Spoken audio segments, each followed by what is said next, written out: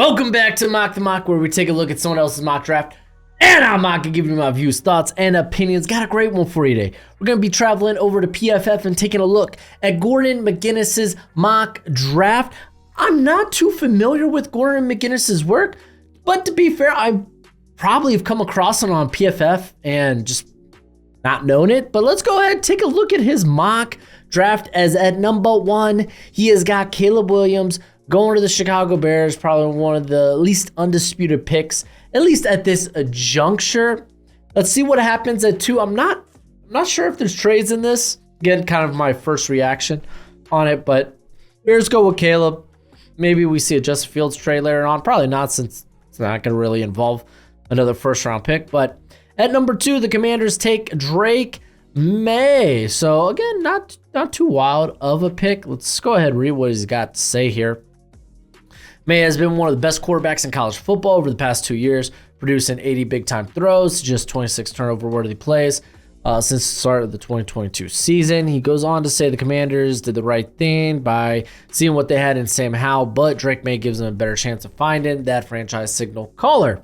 So I think the real discussion here right now is like, oh, Drake May, Jaden Daniels. Again, we won't get better insight on that, potentially, until their pro days, until they meet with both quarterbacks and whatnot. And again, we're kind of relying on rumors and who they like that juncture. Some people think, hey, man, Washington might move up to 1. You know, have to give up a very sexy and lucrative package just to do that, to get Caleb Williams, bring him back home to DC. Yeah, that's in the realm of possibility, but I'm not really going to buy it until I see it. New England Patriots, they go with Jaden Daniels. So we have 3 quarterbacks off the board. Patriots are in a good spot to do really whatever the hell they want, whatever their heart desires. If they want to trade down, get future draft capital, they can do it. If they want to just stay put, take Marvin Harrison Jr. here, so they have a good receiving option, then maybe consider moving back up into the first round. They can do that if they want to go get a quarterback and still get that 5th-year option, or they can even stay put in the 2nd round. They could take quarterback here. Again, the world is their oyster. So Patriots, shuck it. I mean, Patriots, aren't they a big oyster farm out there? I don't know. But Jaden Daniels, reigning Heisman, had a phenomenal year. All right, we got Marvin Harrison Jr. going to the Cardinals.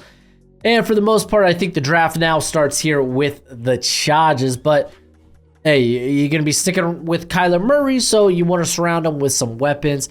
Joe Alt is also in play at this pick, or could be also a trade down spot. Los Angeles Chargers go with Malik Neighbors. Get Justin Herbert more receiving options. Just get more pass catching options. Joe Alt's also another good pick here that they could consider. I don't know why I've seen Charger fans be very apprehensive of kind of shoring up your offensive line, which I think is kind of silly. And they're like, oh man, we need better playmakers. Well, Keenan Allen's still there for the most part. I mean, Mike Williams hasn't been cut yet. They got Quentin Johnson. You're kind of hoping for a bigger year too. You also have, you've seen good things from Josh Palmer. Like, let's not act like they don't have weapons, right? Like, just because, okay, often hurt with like Allen, with Williams, and like Palmer, probably a solid wide receiver 3. Quentin Johnson, you're hoping to take that next step. Like, they're in a situation that many teams around the league aren't. They just don't have that wide receiver room. So let's not pretend Justin Herbert doesn't have weapons. But they could go with Malik Neighbors. They could go with Joe Alt. In this case, they're going with Neighbors. Let's move on to number 6. The New York Giants go with Roma Dunze. And I like this. You get a big, strong, lengthy receiving option there to pair up with Jalen Hyatt and Wan'Dale Robinson. So, yeah, I mean, grab more weapons. You know, you're stuck with Daniel Jones for at least another season. So, I assume just keep surrounding him with talent. And if it don't work out next year, then put all your eggs in the basket of next year's quarterback class to get that guy. And hopefully you are going to have talent surrounded him. He's not gonna. Your new quarterback's not gonna be coming into just a terrible situation. All right, we got Tennessee tight ends. Of course, this is Joe Alt. Very predictable pick. I think wide receivers also on the table with this pick, and I'm not gonna lie. I mean, I think corner low key could be an option as well, but I think that's more so if they decide to trade down. Regardless, like, hey, the line was cheeks last year for the tight ends. This is a good pick here.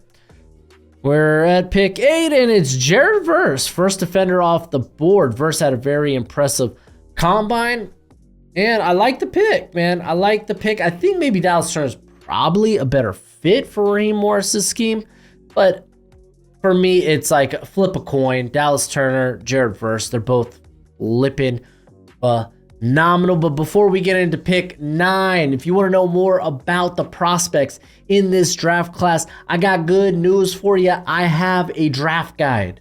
Listen, I know you love the NFL draft as much as I do, and you're going to want a nice hefty watch list of players during this college football season. Well, go ahead, check out my draft guide. You can purchase it for only $30 by Venmoing or PayPaling me. Links in the description. It's a one-time payment, and you get it for this whole draft cycle and forever and always. Technically, it's a Google spreadsheet, so send me your email when you send the payment. I'll get you hooked up. You will see my current prospect rankings and big board, my full evals, and guess what? It updates throughout the whole draft cycle. So it's a great purchase, and it's a great way to support the channel.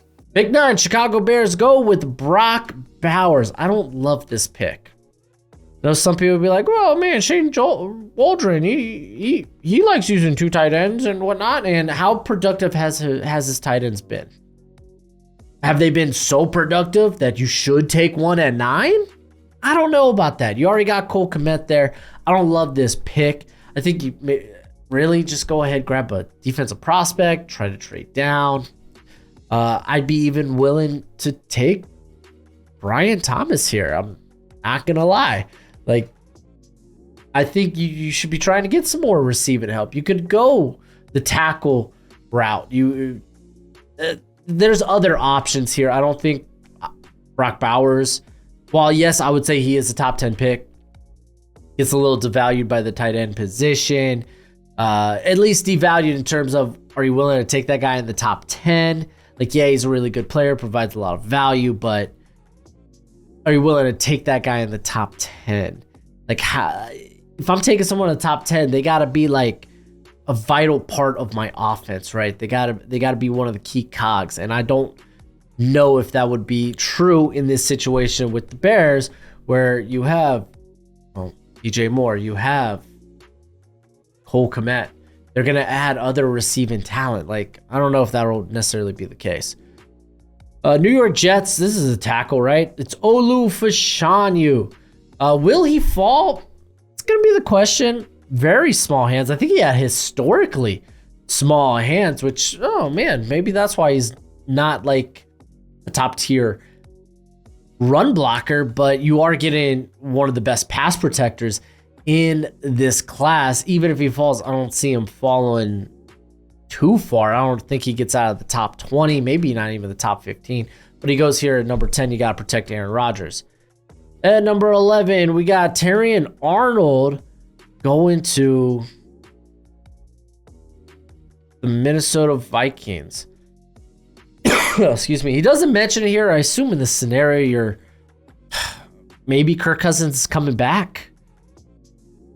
Because, like, dude, if I'm the Vikings and Kurt isn't coming back, I think I might swing on like a Bo Nix, a JJ McCarthy, swing on one of those guys. Maybe even try to trade back, hoping. Honestly, I'd be willing. Yeah, I think I'd be willing to trade back and try to pick up some day 2 capital. And even if JJ McCarthy isn't around, I think I have confidence that Bo Nix or Michael Penix, he got a clear bill of health from the combine, or at least that's what's reported.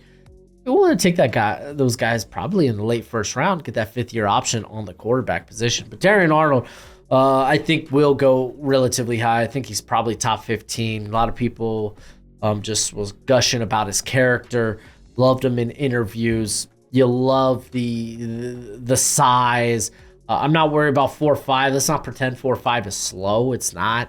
But he brings length, needs a little bit more polish, but really good prospect. The Denver Broncos go with Liatu Latu, so they too opt to not go quarterback. Listen, Russell Wilson's going to be released when the new league year starts next Monday. So it's like Monday or Wednesday. I can't remember, but one of the two.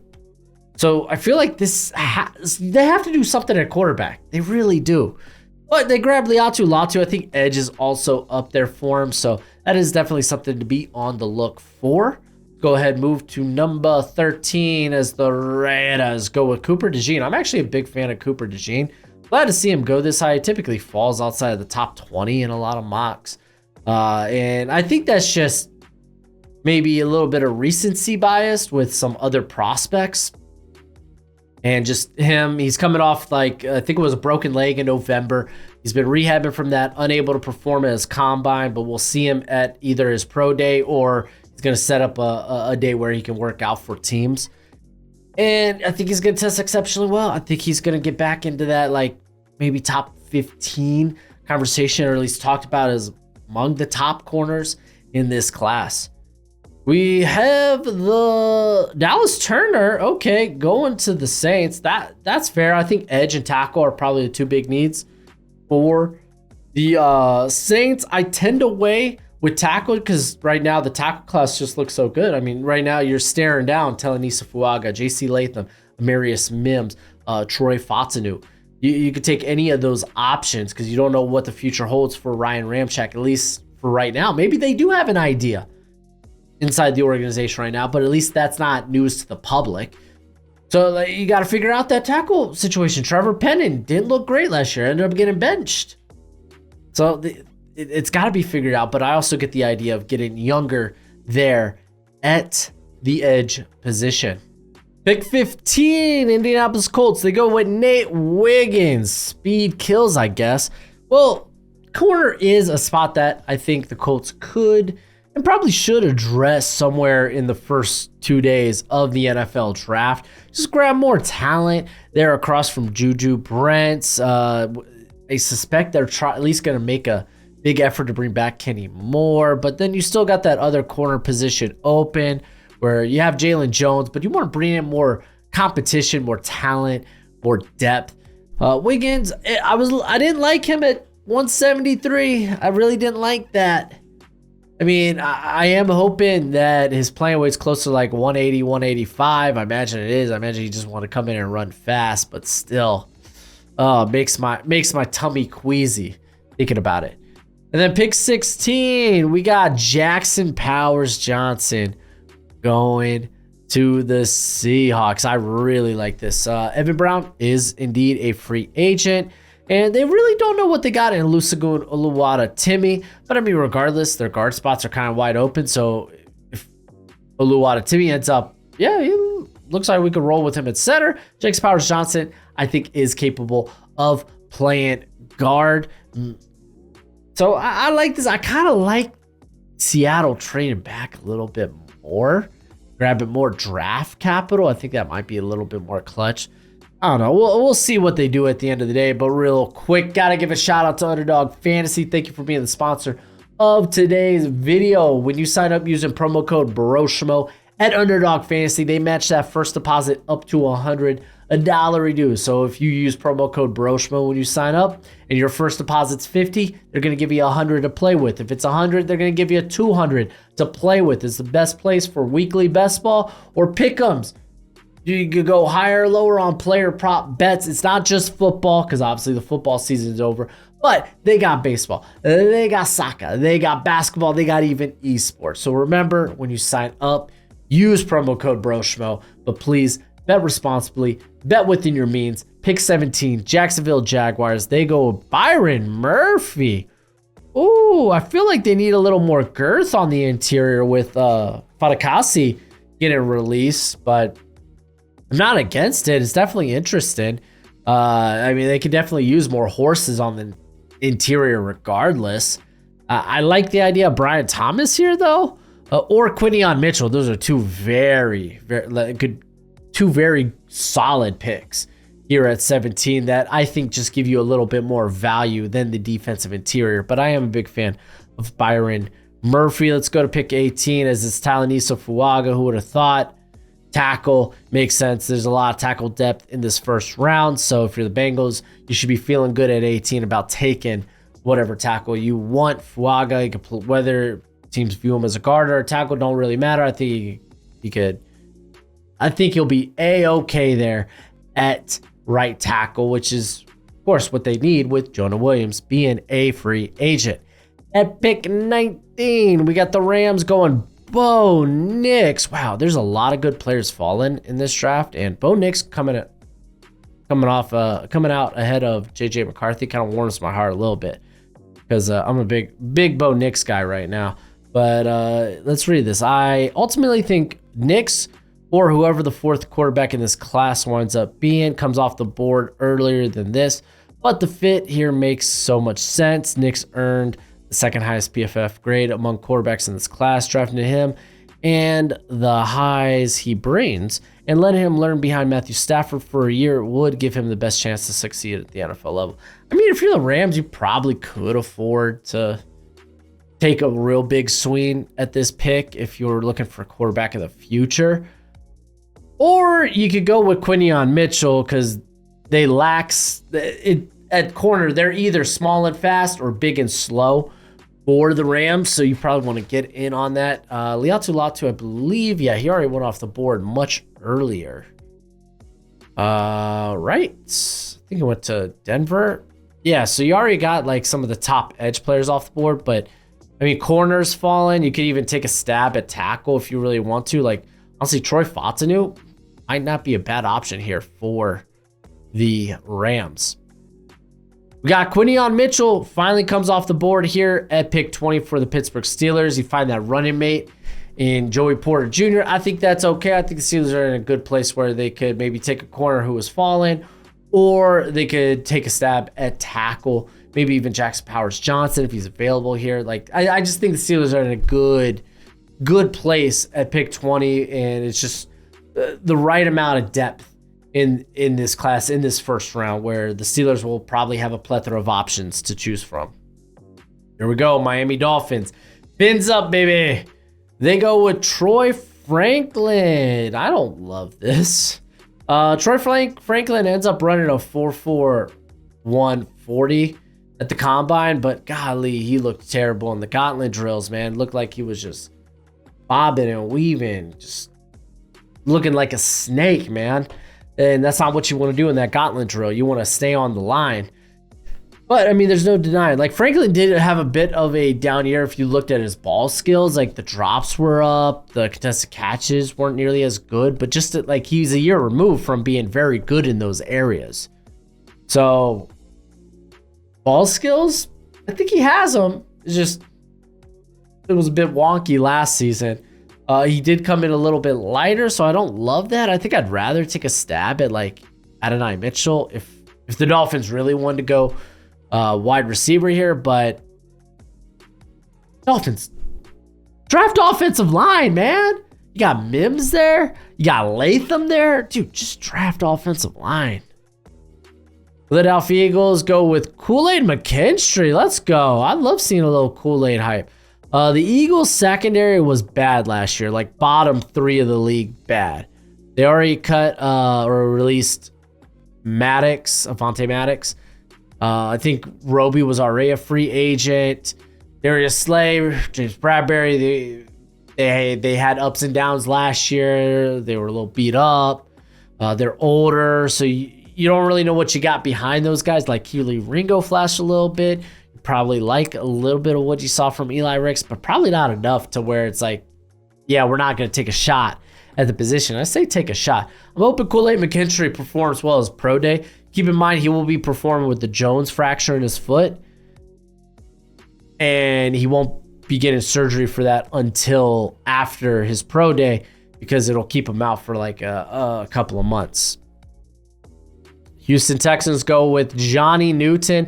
This is honestly one of my favorite picks for the Texans. Like, they could go edge here depending on what they do in free agency, but I imagine they retain some of their guys And they really probably maybe want to look at the interior. Again, it kind of like, it depends. What do they bring in, like Christian Wilkins in free agency?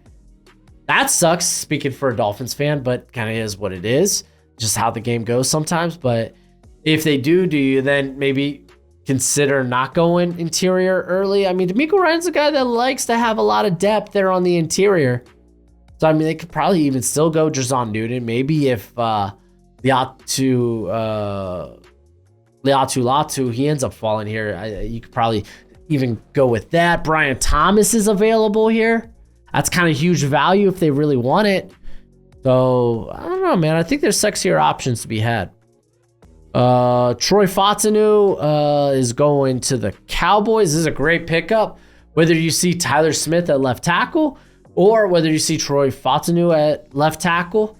I mean, these are guys that can play left tackle, left guard. You can mix and match depending on, I guess, whoever's the hotter hand at tackle. I like that. This played out really well for the Cowboys. This is a really good pick. Real quick, what's crack-a-lackin'? It's your boy Broshmo, just in case you did not know so. Go ahead, become a bro and subscribe. Leave this video a thumbs up if you enjoy the content. As always, let me know what you think in the comment section below, where we have that nice, beautiful football discourse. Green Bay Packers, they're going with Jordan Morgan. Oh man, Packers fans aren't gonna love this. Oh, we don't take tackles early on. It's okay. Well, what the hell are you gonna take then this early? Cooper DeJean's already off the board. That's like honestly just a perfect matchup for y'all in the first round. So I mean, Morgan, a guy that can play guard or tackle, depending on what we'll go. Like, is Rashad Wallace? Is it Rashad Wallace? Rasheed Wallace, former Penn State tackle. Played pretty good down the stretch there for the Packers. You give him he probably opens up as the starter, and you have Morgan there playing one of the guard spots. And I don't know, if Wallace regresses, then you could kick Morgan out there to left tackle. So it gives you some versatility along the offensive line. It gives you some options. Pick 26, Tampa Bay Buccaneers go with Graham Barton. I think in this case, he's probably playing guard, probably playing left guard. Because you're going to keep Robert Hainsey at center. You got Cody Mock at right guard. I think in this case, he is playing left guard, but can also play center if Hainsey struggles. So, I mean, it's a good pick. It's a good pick. They still got to re-sign Baker Mayfield. I don't believe they've done that yet. Let me see. Baker Mayfield, new contract. Apparently Baker and the Bucks are not close on a new deal yet. Interesting. I don't know. We'll find out. Free agency starts next week. We'll find out. But I mean, shoot, if they don't get anything done, you gotta imagine they might be in the quarterback market at the back end of the first round here with like a Bo Nix or a Michael Penix. I do believe JJ McCarthy is going to be gone by this point. Just again, the NFL, they're puffing him up. Maybe it's all smoke and mirrors, but I'm buying into it. Zach Frazier going to the Arizona Cardinals. Honestly, they weren't that great at center last year. What would they have? They had Froho.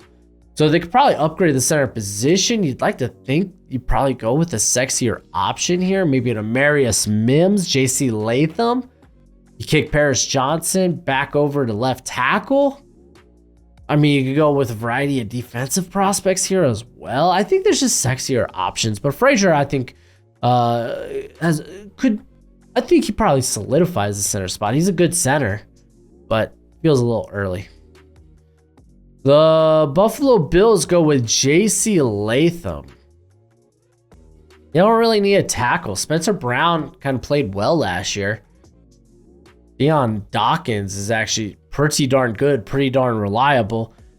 I don't think you're going to be playing him at center where you have Osiris Torrance playing the other guard spot for him. Let's check that out. I know they did release Mitch Morris, so center becomes a potential need. Oh yeah, they did just re-sign David Edwards, but he was more of their like sixth offensive lineman.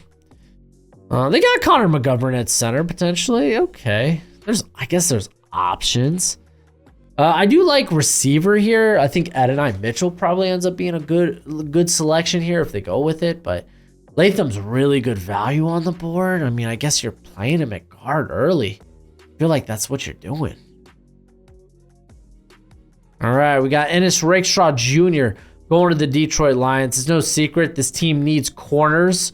Rakestraw didn't exactly run that fast, but you like what he put on tape in terms of his instincts. There we go. That's apparently a tough word to say, but you like what he's put on tape just based on that high football IQ. Wasn't very like productive in terms of like ball skills. Wasn't a lot of splash plays and coverage. But that's because they weren't throwing his way a lot. Instead, they opt to throw Chris Abrams-Drain's way, and he ended up having a field day last year. He had all of the pass deflections and whatnot. For me, this is still early for Rakestraw, but I don't know if you're Lions. What are other areas you can go here? I mean, you're not going tackle.